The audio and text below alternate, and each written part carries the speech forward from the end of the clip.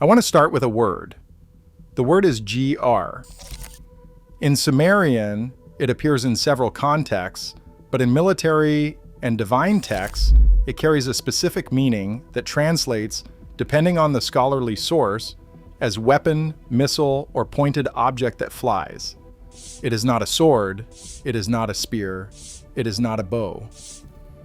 The Sumerian texts that use GIR in a military divine context are describing something that moves through the air on its own, that is directed at a target, and that destroys what it strikes.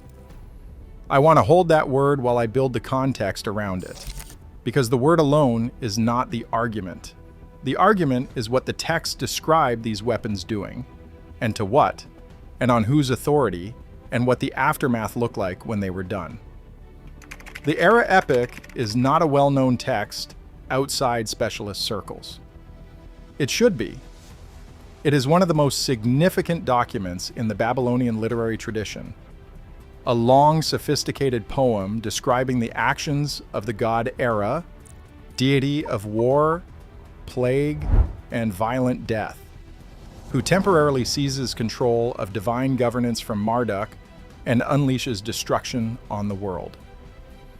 The text was considered so powerful in the ancient world that copies of it were kept in homes as protective talismans. Fragments of it have been found across a wide geographic range, in Mesopotamia, in Anatolia, in the Levant. It was one of the most widely distributed texts of the ancient Near East. What Era does in this text is not described in the language of conventional ancient warfare.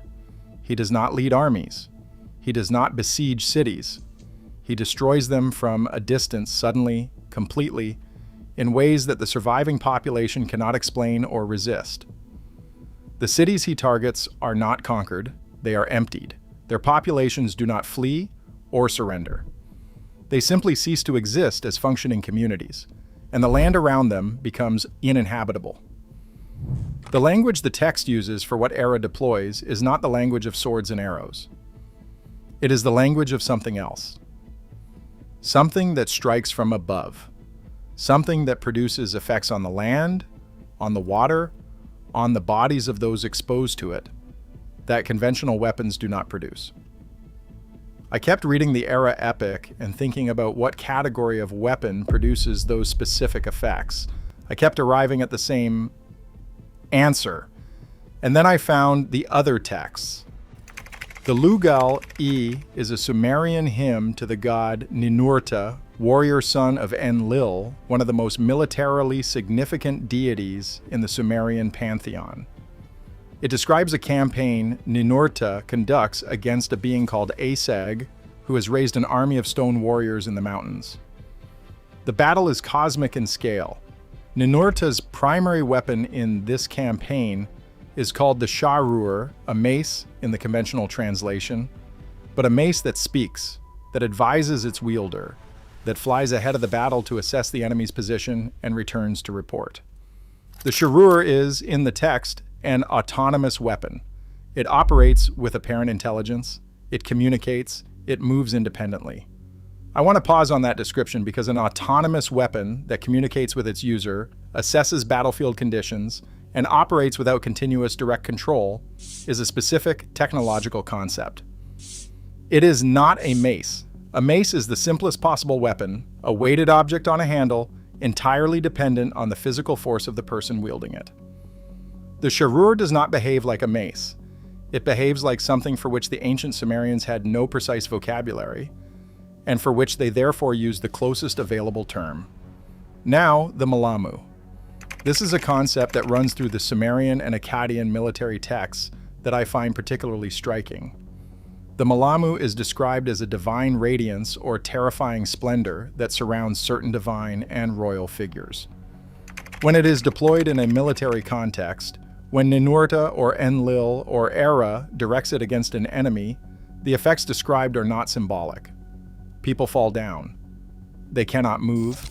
They are paralyzed or killed at a distance without being physically struck. The Malamu in military application functions, in the texts, as a directed energy weapon, something radiated outward from its source that incapacitates or kills through a mechanism the texts do not explain, because the mechanism was apparently taken for granted by those recording it. These are not isolated references. The Malamu appears in military contexts across Sumerian, Akkadian, and Assyrian texts, spanning more than 2,000 years of continuous literary tradition. Whatever it was describing, whether a real technology, a real phenomenon, or a real experience that the scribal tradition was attempting to record in available language, it was consistent enough to persist as a recognized concept across that entire span. I want to go now to the specific event that I think is the center of this investigation. The weapons I have described so far are context. What happened to Sumer around 2000 BCE is the event itself. The lamentation. Over the destruction of Sumer and Ur, the oldest written lament in human history describes an evil wind that swept through Mesopotamia and ended Sumerian civilization. Bodies lay in the streets with no visible wounds. Rivers turned bitter. Land became uninhabitable for years. The gods departed before the wind arrived, as if they knew what was coming and chose to leave rather than face it. In 2021, a peer-reviewed paper published in Scientific Reports documented a Bronze Age city in the Jordan Valley, Tal El Hammam, showing vitrification temperatures exceeding the surface of the sun, shocked quartz found otherwise only in cosmic impact craters and nuclear test sites, platinum group metals consistent with extraterrestrial impactors, and salt dispersal patterns indicating vaporization of the Dead Sea Basin. The physical evidence is not disputed in the literature. The paper's authors concluded it was consistent with a cosmic airburst event. No one officially connected it to the Sumerian lament texts that describe exactly those effects in the same region at the same time. What I want to focus on now are the specific texts that describe not just the aftermath, but the mechanism. Because the lamentation is not the only document. There are several, and together they form a picture that the mythological interpretation struggles to contain. The Curse of Agade describes the destruction of the Akkadian capital in terms that are not the language of military defeat. Enlil brings something upon Agade like a great storm from above. The city does not fall to an army, it is struck by something that descends. The inhabitants are not killed by soldiers. They are killed by something that falls from the sky, directed by divine authority, sudden and total in its effect. The death of Ur-Nama, a lament for a Sumerian king, describes weapons deployed by the gods in terms the text itself struggles to name. The king does not fall to an enemy in combat. He is struck by something that comes from above, something without a conventional name in the Sumerian military vocabulary, something whose mechanism is divine rather than mechanical. And then there are the city lament texts that describe the final destruction of the Sumerian urban centers. Within these, and within the broader era epic cycle, the weapons used against the cities of Sumer are described as not of this world, stored in a divine armory brought out specifically for this purpose, never to be returned to storage after their use. They produce effects that outlast the event itself. The land remains uninhabitable. The water remains altered. The bodies carry no marks of conventional violence. Let me give you the complete cluster of characteristics as they appear across these texts, because I think the cluster is the argument. Delivery from above, the weapons come from the sky, associated with sky-based divine authority and directed downward at surface targets. Distance effect, they operate without physical contact between weapon and target, killing at a remove that conventional ancient weapons cannot achieve. Invisible mechanism, the agent that kills is not visible. Bodies show no wounds, no cuts, no marks of impact. Environmental persistence, land, water, and air in the affected area remain altered long after the event itself. The contamination is not temporary. Selective targeting, the weapons appear directed at specific urban centers rather than dispersed across wide areas. The destruction is concentrated, not uniform. Divine authorization, their deployment requires decision at the highest level of the divine assembly. The texts treat the authorization as momentous, irreversible, and debated before it is granted. That cluster of aerial delivery, distance killing, invisible mechanism, environmental persistence, selective urban targeting, and the requirement of supreme authority for deployment is a specific description. It is not the description of fire, or flood, or earthquake, or any natural disaster the ancient world regularly experienced. It is not the description of any conventional weapon available in 2000 BCE. It is, however, a recognizable description of a category of weapon that humanity would not officially develop for another 4,000 years. Now, I want to take you to a tradition with no documented connection to Mesopotamia, because the independent parallel is what I find most difficult to explain away. The Mahabharata, the great Sanskrit epic of ancient India, contains material that scholars date to as early as 1500 BCE in its oldest documented layers. It describes weapons called astras. These are divine weapons, transmitted from gods to specific heroes. They operate at distance and produce effects the texts describe with clinical specificity that goes beyond what is required for mythological purposes. The most powerful of these, the Brahmastra, is described as a single projectile charged with the total force of the universe. It produces a fireball of cosmic scale. The text then continues into territory that stopped me completely when I first read it carefully. Those in the immediate area of the Brahmastra detonation die instantly. But those who survive the initial event, those at the periphery, those who live through the first moments, begin to show symptoms. Their hair falls out, their nails detach. The food supply in the affected area becomes contaminated and cannot be safely consumed. Survivors develop progressive physical deterioration in the weeks and months following the event. The land within the affected area becomes barren. The rainfall itself becomes toxic to those it touches. I want to be precise about why those specific details matter. Hair loss and nail loss are not the effects of fire, explosion, or any form of mechanical trauma. They are among the most characteristic and clinically specific symptoms of acute radiation syndrome, the medical condition produced by significant exposure to ionizing radiation. The symptom does not appear immediately. It develops days to weeks after exposure, which is why the Mahabharata text describes it as a delayed development in survivors rather than an immediate effect of the weapon. The contamination of the food supply, the toxicity of rainfall, and the progressive deterioration of survivors are consistent with radioactive fallout dispersal, which contaminates soil, water, and vegetation in the affected area and produces ongoing radiation exposure through ingestion and contact. This symptom cluster does not appear in ancient descriptions of fire, conventional explosive force, poisoned weapons, or any other category of ancient weapon. It appears in the Mahabharata description of the Brahmastra, and it maps with uncomfortable precision onto the documented clinical progression of radiation exposure. The Mahabharata is not a Mesopotamian text. It emerges from a separate civilization, a separate language family, a separate religious tradition. There is no documented mechanism by which the specific technical details of radiation symptomology could have been transmitted from one tradition to the other. And yet both traditions describe weapons whose effects include environmental persistence, invisible killing mechanism, and, in the Sanskrit case, a survivor symptom profile that clinical medicine recognizes as radiation sickness. Two civilizations. No common source.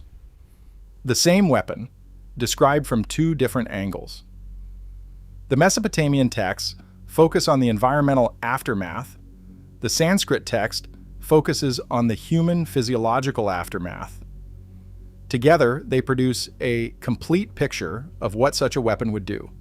Kill without visible wounds, contaminate the environment for years, and produce progressive radiation sickness in those who survive the initial event.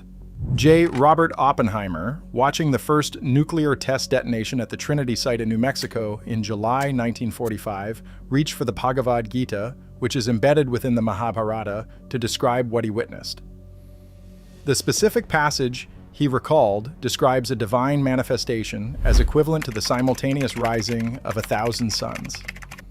He said it came to his mind in that moment because it was the closest language that already existed for what he was seeing.